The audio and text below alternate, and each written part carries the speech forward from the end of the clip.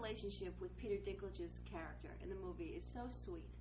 Tell me about working on that and developing it. He said he sought you out. He wanted to get to know you.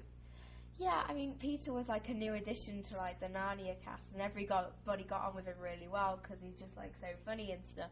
And I think saying goodbye to him was like for everybody, just like saying goodbye to him in the film. So, but I think that Lucy and Trump can develop a really close relationship because they're always kind of saving each other or like stopping each other falling or something, and that kind of builds up into quite a nice friendship.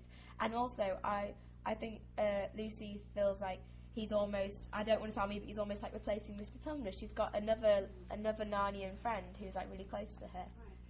Well, you have one of the biggest, hardest to watch scenes in the movie when you have that tremendous sword fight with that mean king. I was thinking, please don't hurt him, you know? I mean, how was it doing that scene for you? It was actually really, really fun, I have to say. You know, did you get nicked, though, or anything? Not really. I worked with the stunt coordinator for a couple of days learning the fight. It ended up being a 110 beat fight, which is one beat, sort of like one sword stroke. So it ended up being a really long fight. We shot for 2 weeks, and I just loved it. I loved every minute of it. I loved the shots they were shooting, like crane shots, you know, dollies. It was just like so cool. And to finally see it done and dusted, I was really, really happy. And, you know, the funny thing is about that is, like, I know Andrew had a vision, you know, and I just wanted to see what he'd done, you know. I have to ask the three of you that. Last night was the first screening, first time you guys actually got to see it. How did that feel for you?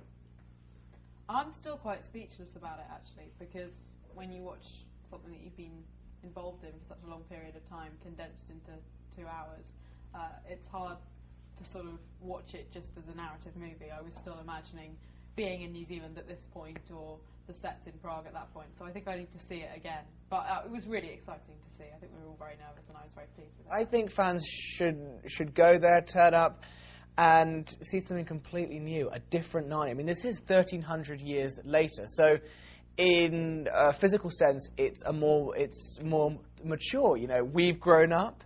All the people from all the crew came back, and they had a starting block to start off with, and just to work on top of. And also the visual effects are a lot more sophisticated than the first film, and the resources we had this time were far greater than the first one. So, you know, I think audiences really will be blown away by how much more adult and how much more in depth this film is than the first one. You're going to be the envy of many of the young women and women watching this film because you share a kiss with the prince. I do. Yes. Tell us. I'll tell you what. Tell us what kind of kissery is, and was there any chemistry on the set? And well, I mean, Ben and I had known each other for 5 or 6 months when we did that scene. It was really towards the end of shooting, so we were very good friends, and it was kind of like, oh, hang on, I'm gonna have to kiss you now? Okay.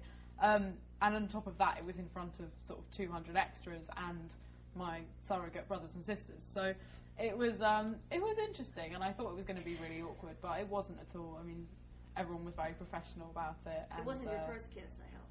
No. No.